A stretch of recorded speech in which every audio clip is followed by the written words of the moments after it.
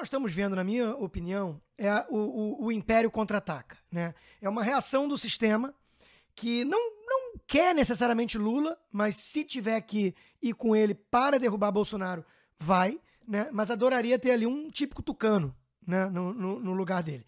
E esse sistema que está incrustado aí em tudo que é instituição, que aparelhou tudo, né?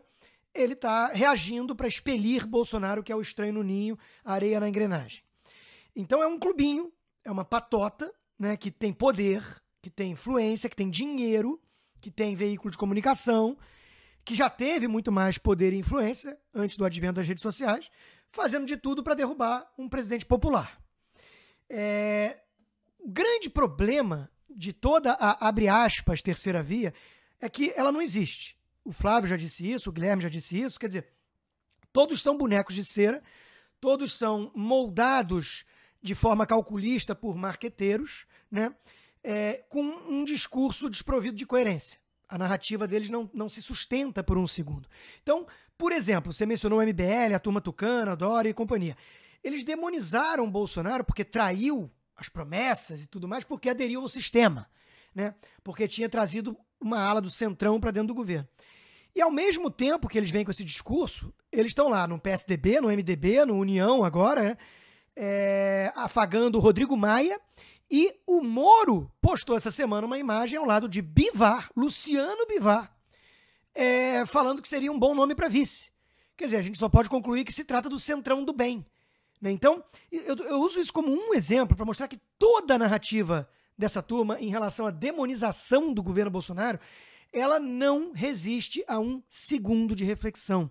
Eu sempre tenho dito isso aqui, os tucanos, via de regra, são os típicos isentões em cima do muro, que quando descem do muro, descem sempre do lado esquerdo, caindo no colo do PT. Então eles forçaram uma narrativa de equivalência moral entre Bolsonaro e Lula, os dois extremos, né, que a terceira via precisa superar, vencer, e eles estão comparando um governo de 3 anos e pouco sem escândalo de corrupção, do qual o próprio Moro foi ministro com bastante autonomia e se vangloria dos feitos como ministro, ele usa isso na sua pré-campanha, esquecendo de dizer quem era o chefe, e eles colocam isso em pé de igualdade em relação ao ladrão que tomou de assalto o Estado brasileiro com uma quadrilha do Foro de São Paulo e que foi preso pelo próprio Lula. Então, veja o absurdo da coisa. Por que eu estou indo por aqui, Paulo? Porque eu quero chegar no meu ponto central e eu tenho batido muito nessa tecla, em todos os meus espaços. Porque o Fiuza colocou ali um ponto, né? Poxa, isso não é um discurso bolsonarista, eu adoraria que houvesse alguma alternativa, até pelo bem da democracia, é isso mesmo, né? Gente que está debatendo o país, que tem reformas, propostas e tudo. Pois é, o grande problema é que nenhum deles, são todos tucanos, 50 tons de rosa, né? Nenhum deles fez ao longo desse período críticas construtivas ao governo. Nenhum adotou uma postura pró-Brasil. Nenhum virou e falou assim, eu não gosto dos excessos do Bolsonaro. O Bolsonaro tem arroubos esquisitos que me incomodam. Na pandemia eu acho que ele podia ter feito mais para unir o país, ele foi equivocado em muitas coisas. Isso seriam críticas construtivas. O que essa turma fez foi acender vela e botar cruz na areia em relação a cada morto da pandemia, que seria a responsabilidade do presidente. Isso fez o MBL, junto com o PSOL.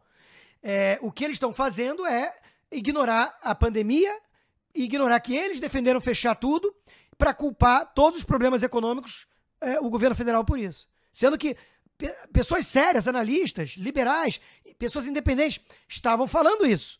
Quando vier o custo, a conta, a fatura dessas medidas, vocês que estão defendendo isso vão fazer cara de paisagem, vão se fazer de sonsos.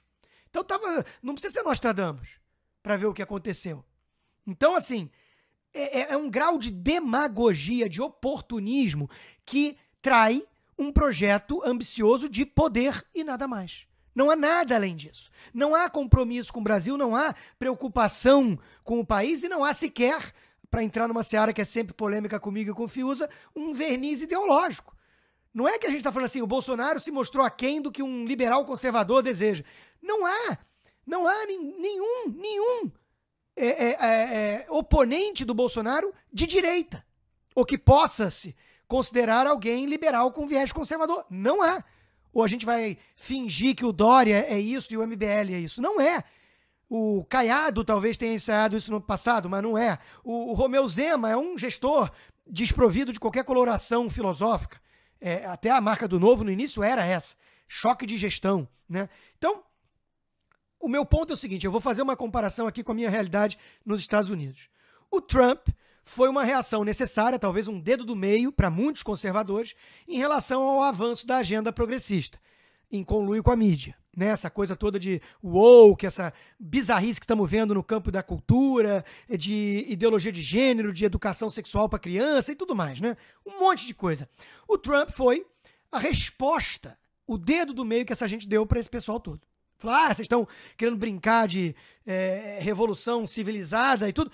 Radicalismo simulado, manto de moderação escondendo Alexandre Ocasio-Cortez. Então toma aqui o Trump para vocês, seus otários. E o Trump, ele tinha isso. Ele tinha esses excessos, ele tinha esse estilão, era tosco, não sei o quê. E aí vem surgindo e avançando de forma meteórica um sujeito chamado Ron DeSantis, o governador da Flórida. Um cara que tem a coragem do Trump de peitar a Big Corporation, a Disney, os cruzeiros, a mídia, só que ele faz isso de uma forma muito mais inteligente que o Trump, na minha leitura. Talvez por ser posterior ao Trump.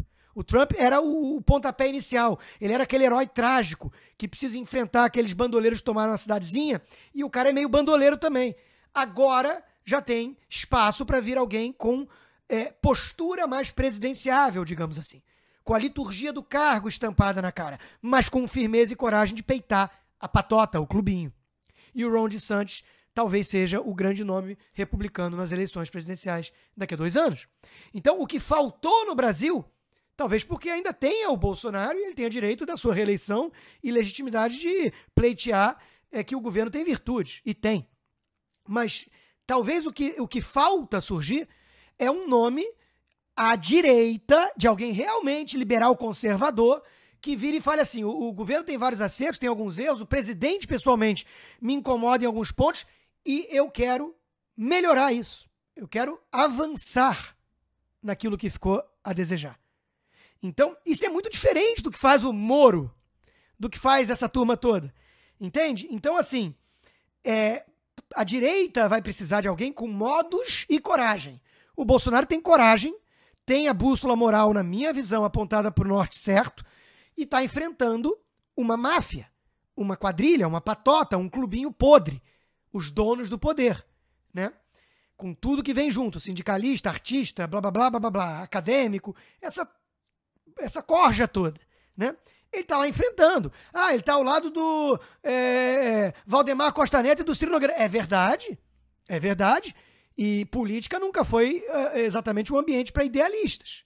Quem acreditou que ele ia chegar no primeiro mandato e peitar tudo e todos e fazer uma revolução foi ingênuo. Eu escrevi sobre isso antes dele assumir. Que essa gente ia se decepcionar. Está lá escrito na Gazeta. Pode pegar.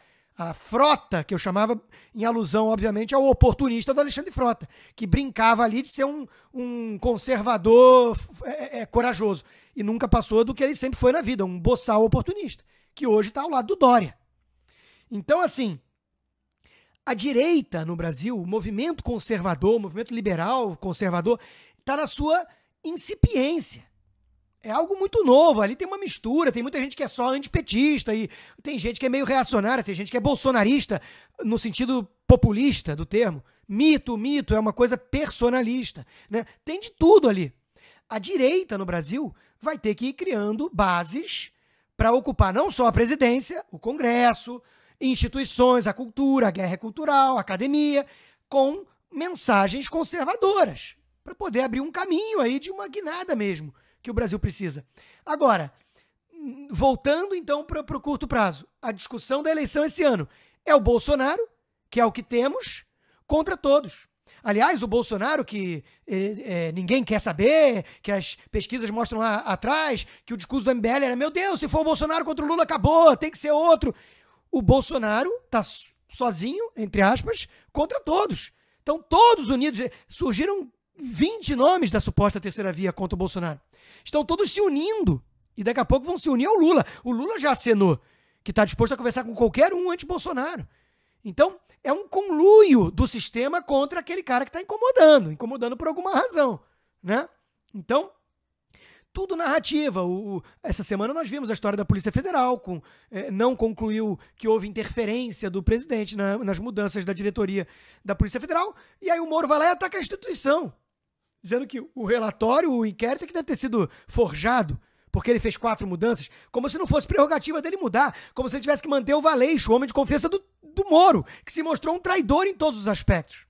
Então você me pergunta do MBL, essa turma toda, Tucana, Doriana, Moretti, Paulo, o destino deles é melancólico na política, porque hoje em dia nós temos as redes sociais, que eles querem muitas vezes censurar, que eles usam robô e gado e acusam os outros de fazer aquilo que eles fazem.